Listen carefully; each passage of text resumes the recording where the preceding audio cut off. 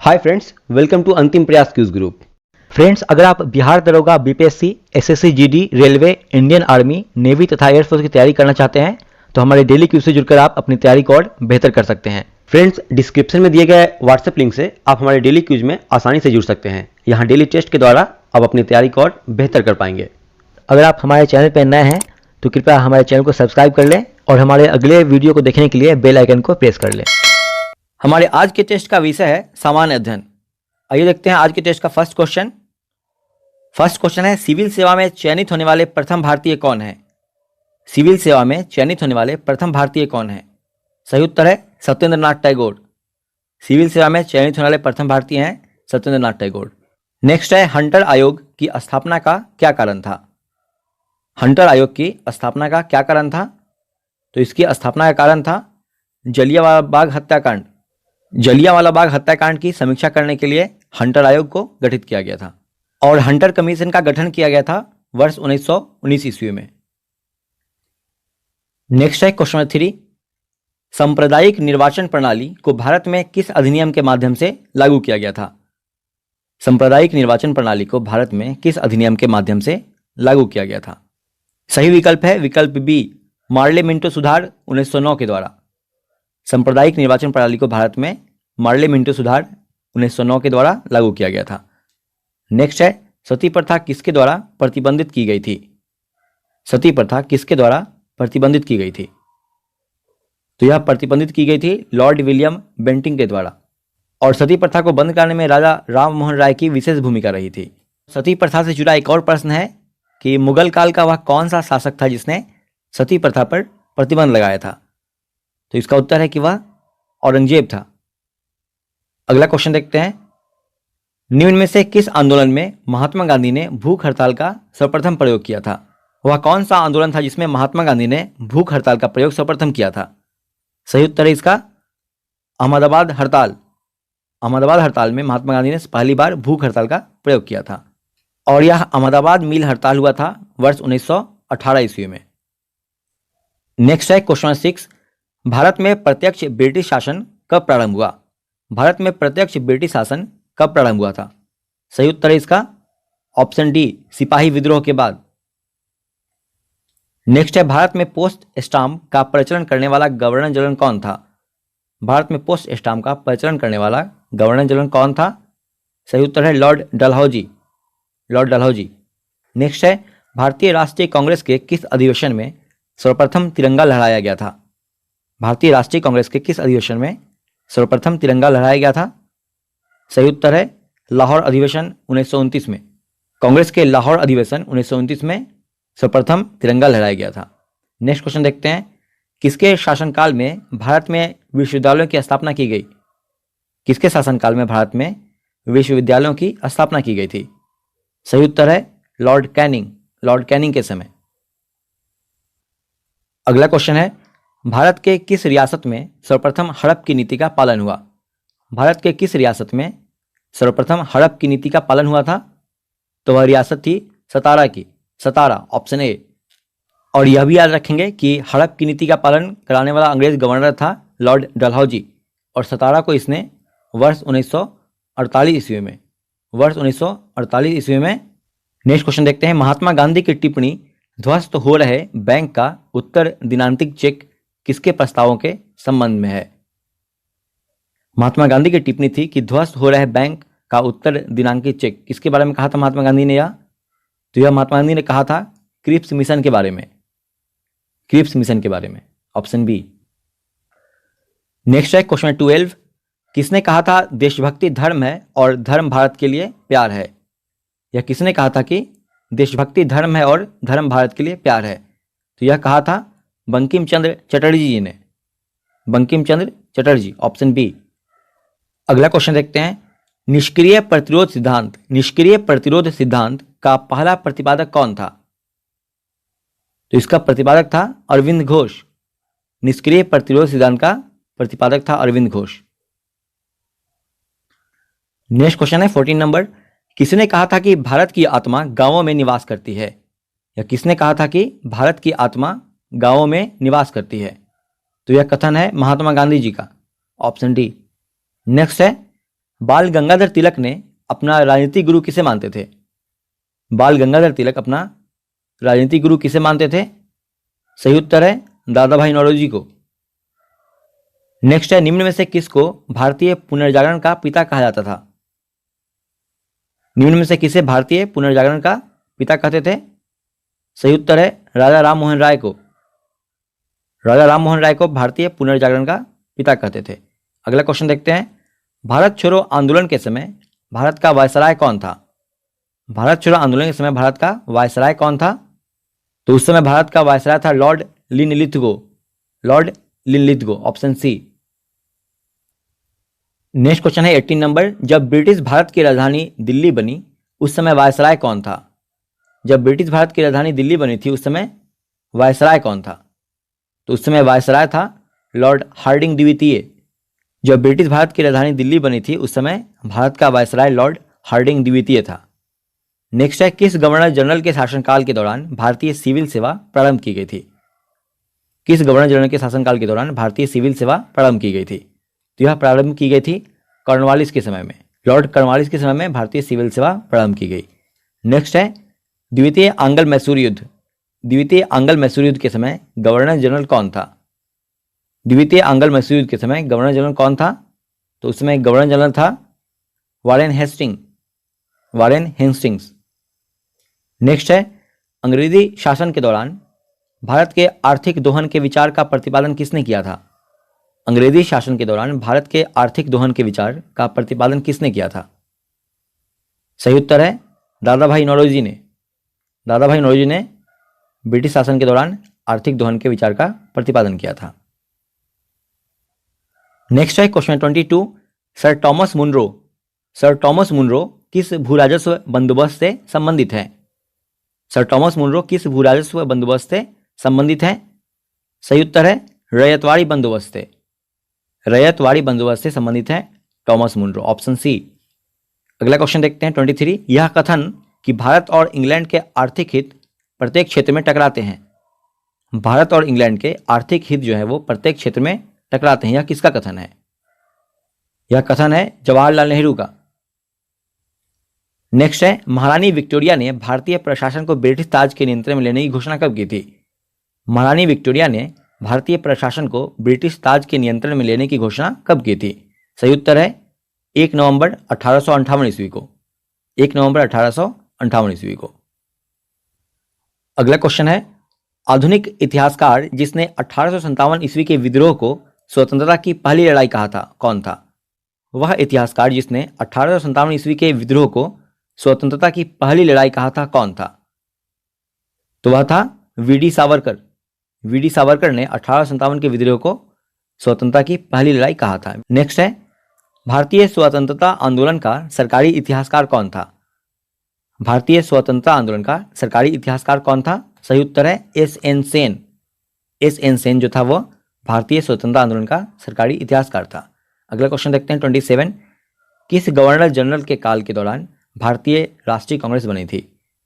किस governor general के कार्यकाल के दौरान भारतीय राष्ट्रीय कांग्रेस बनी थी? सही उत्तर है ऑप्शन सी, लॉर्ड डफरिन के कार्यकाल के दौरान। लॉर्ड डफरिन के कार्यकाल के दौरान राष्ट्रीय कांग्रेस बनी थी 1885 ईस्वी में। नेक्स्ट क्वेश्चन है 28, राष्ट्रीय कांग्रेस के 1905 ईस्वी के बनारस अधिवेशन के अध्यक्ष कौन थे? सही उत्तर है गोपाल कृष्ण गोखले। वर्ष 1905 ईस्वी में कांग्रेस के बनारस अधिवेशन के अध्यक्ष थे गोपाल कृष्ण गोखले। क्वेश्चन नंबर 29 है, भारत में लॉर्ड कर्जन के प्रशासन की तुलना औरंगजेब से किसने की थी? भारत में लॉर्ड कर्जन के प्रशासन की तुलना औरंगजेब से किसने की थी? सही उत्तर है गोपाल कृष्ण गोखले ने। गोपाल कृष्ण गोखले ने लॉर्ड कर्जन के प्रशासन की तुलना औरंगजेब से की थी। नेक्स्ट है, किसने कहा था कांग्रेस आंदोलन ना तो लोगों द्वारा प्रेरित था और न ही यह उनके द्वारा सोचा या योजनाबद्ध किया गया था? यह किसका कथन है? सही उत्तर है इसका ऑप्शन बी, सैयद अहमद के द्वारा। नेक्स्ट क्वेश्चन है 31, गीता रहस्य। गीता रहस्य नामक ग्रंथ किसके द्वारा लिखा गया? गीता रहस्य नामक ग्रंथ किसके द्वारा लिखा गया? यह लिखा गया था बाल गंगाधर तिलक के द्वारा। बाल गंगाधर तिलक के द्वारा गीता रहस्य लिखा गया, ऑप्शन बी। नेक्स्ट क्वेश्चन है 32, महाराष्ट्र में गणपति उत्सव आरंभ करने का श्रेय किसको प्राप्त है? महाराष्ट्र में गणपति उत्सव आरंभ करने का श्रेय किसे है? सही उत्तर है बाल गंगाधर तिलक को। महाराष्ट्र में गणपति उत्सव बाल गंगाधर तिलक के द्वारा प्रारंभ किया गया था। नेक्स्ट है जयप्रकाश नारायण किस पार्टी से जुड़े थे? जयप्रकाश नारायण किस पार्टी से जुड़े थे? तो ये जुड़े थे सोशलिस्ट पार्टी से। सोशलिस्ट पार्टी या समाजवादी पार्टी, ऑप्शन सी। नेक्स्ट है कौन सा भारतीय स्वतंत्र भारत का पहला गवर्नर जनरल बना था? कौन सा भारतीय स्वतंत्र भारत का पहला गवर्नर जनरल बना था? तो वो था सी राजगोपालाचारी। सी राजगोपालाचारी, ऑप्शन सी। नेक्स्ट है क्वेश्चन 35। भारत में जब क्रिप्स मिशन आया था उस समय भारत का वायसराय कौन था? उस समय भारत का वायसराय था लॉर्ड लिनलिथगो, ऑप्शन सी सही है। इस क्वेश्चन को पहले भी देख चुके हैं। आइए देखते हैं अगला क्वेश्चन 36। साबुन के बुलबुले के अंदर का दाब कैसा होता है? साबुन के बुलबुले के अंदर का दाब किस प्रकार का होता है? कौन सा विकल्प सही हो जाएगा इसके लिए? जो सही विकल्प है कि साबुन के बुलबुले के अंदर का दाब वायुमंडलीय दाब से अधिक होता है, ऑप्शन ए। नेक्स्ट क्वेश्चन है 37। जब किसी झील की तली से उठकर वायु का बुलबुला ऊपरी सतह तक आएगा तो उसका आकार पर क्या प्रभाव पड़ेगा? जब किसी झील की तली से उठकर वायु का बुलबुला जो है वो ऊपरी सतह तक आएगा तो उसके आकार पे क्या प्रभाव पड़ेगा? तो उसका आकार जो है वो बढ़ जाएगा, ऑप्शन ए सही है। नेक्स्ट क्वेश्चन देखते हैं 38। किस ताप पर पानी का घनत्व अधिकतम होता है? वह कौन सा ताप है, कौन सा टेम्परेचर है जिसपे पानी का घनत्व अधिकतम होता है? तो वह ताप है 4 डिग्री सेल्सियस। 4 डिग्री सेल्सियस पे पानी का घनत्व अधिकतम होता है, ऑप्शन ए। नेक्स्ट है क्वेश्चन 39।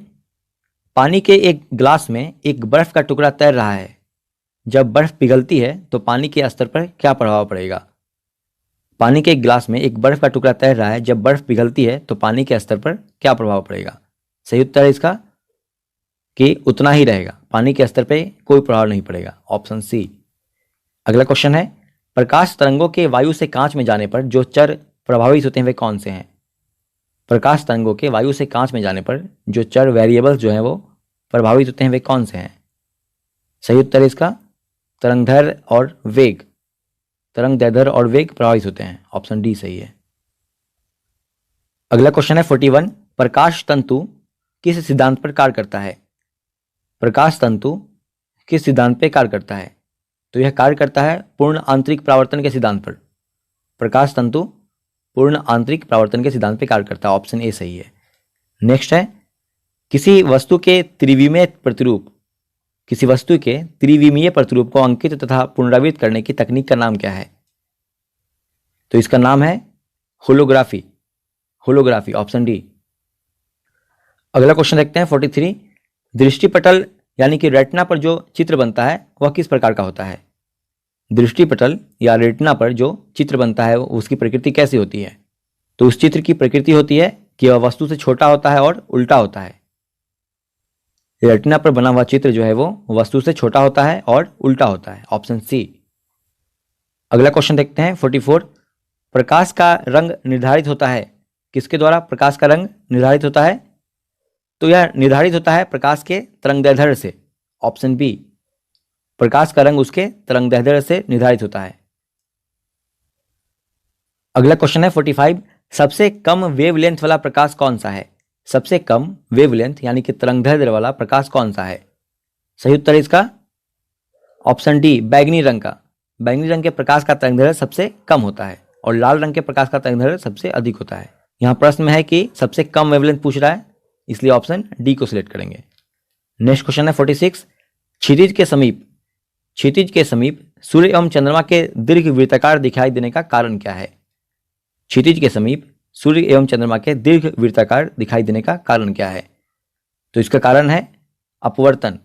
अपवर्तन के कारण सूर्य एवं चंद्रमा दीर्घ वृत्ताकार दिखाई देता है क्षितिज यानी कि हॉरिजॉन्टल के समीप, ऑप्शन ए सही है। नेक्स्ट क्वेश्चन देखते हैं 47। आकाश नीला दिखाई देता है प्रकाश के किस गुण के कारण? आकाश के नीला दिखाई देने का कारण क्या है? तो इसका कारण है प्रकाश का परिकिरणन। प्रकाश के परिकिरणन के कारण आकाश नीला दिखाई देता है। अगला क्वेश्चन देखते हैं 48। अस्त होते समय सूर्य लाल दिखाई देता है। अस्त होते समय यानी कि डूबते समय सूर्य लाल दिखाई देता है, इसका कारण क्या है? तो इसका कारण है प्रकाश का परिकिरणन। ऑप्शन बी सही है। अगला क्वेश्चन है 49। प्रसारी विश्व की संकल्पना किस पे आधारित है? प्रसारी विश्व की संकल्पना आधारित है किस पर? तो यह आधारित है डॉपलर प्रभाव पर। प्रसारी विश्व की संकल्पना डॉपलर प्रभाव पर आधारित है। ऑप्शन ए सही है। अगला क्वेश्चन देखते हैं 50 नंबर। कार के पीछे के यातायात के दृश्यावलोकन के लिए किस प्रकार के शीशे का प्रयोग होता है? कार के पीछे के यातायात के दृश्यावलोकन के लिए किस प्रकार के शीशे का प्रयोग होता है? तो इसमें प्रयोग किया जाता है उत्तल दर्पण का। उत्तल दर्पण का, ऑप्शन सी। नेक्स्ट है, जब दो समानांतर समतल दर्पण के बीच कोई वस्तु रख दी जाती है तो बनने वाले प्रतिबिंब की संख्या कितनी होगी? जब दो समानांतर समतल दर्पण के बीच कोई वस्तु रख दी जाती है तो उससे बनने वाले प्रतिबिंबों की संख्या कितनी होगी?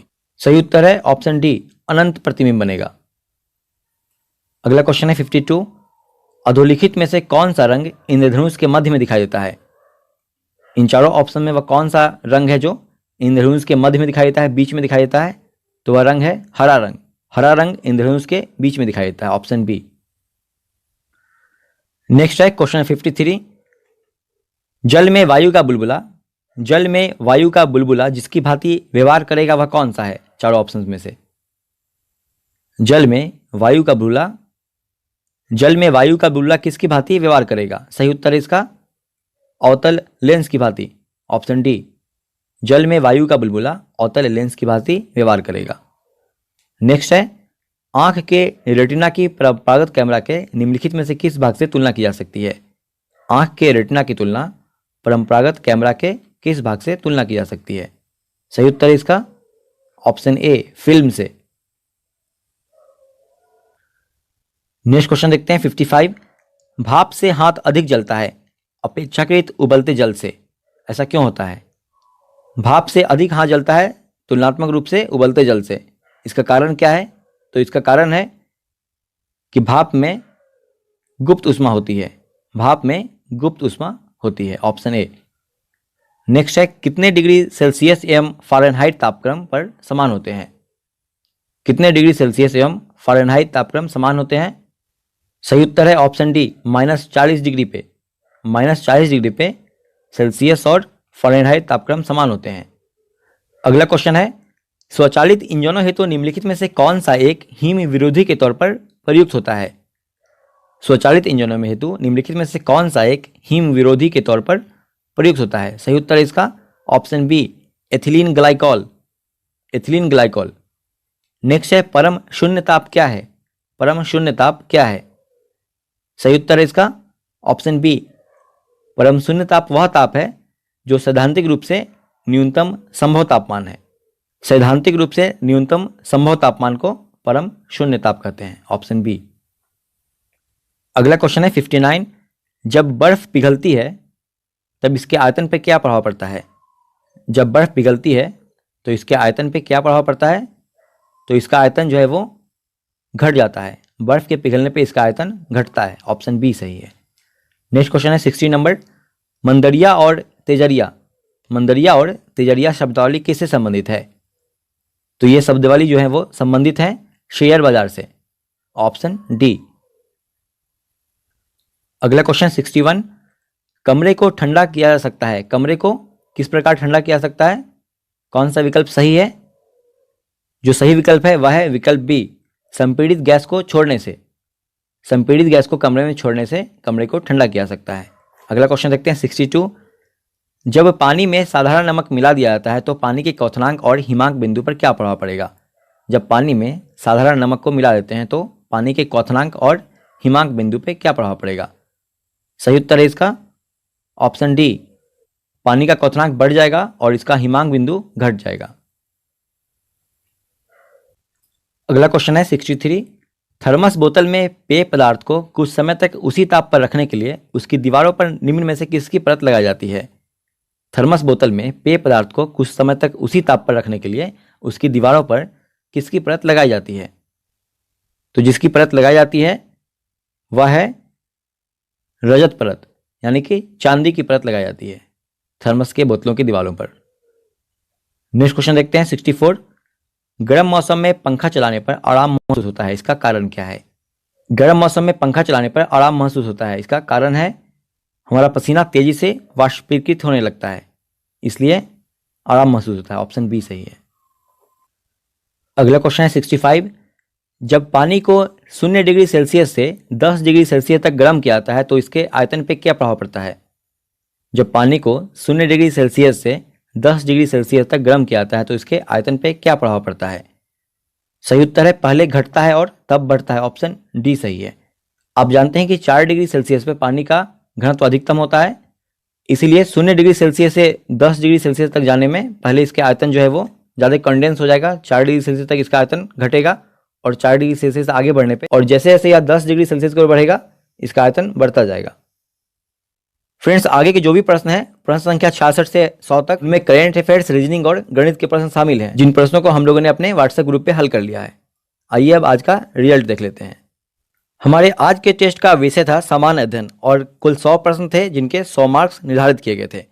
और आज के टेस्ट में नेहा कुमारी ने कुल 100 क्वेश्चन अटेम्प्ट किए हैं जिनमें उनके 98 प्रश्न सही हुए हैं। अरुण कुमार ने कुल 100 क्वेश्चन अटेम्प्ट किए जिनमें उनके 97 क्वेश्चन सही हुए हैं। कविता कुमारी ने 99 क्वेश्चन अटेम्प्ट किए और उनके 94 प्रश्न सही हुए हैं। प्रियंका कुमारी ने कुल 100 प्रश्न अटेम्प्ट किए हैं जिनमें उनके 94 प्रश्न सही हुए हैं। और भी हमारे जो भी फ्रेंड्स हैं ग्रुप से जुड़े हैं वे काफ़ी मेहनत कर रहे हैं और उनके मार्क्स भी लगातार इंप्रूव हो रहे हैं।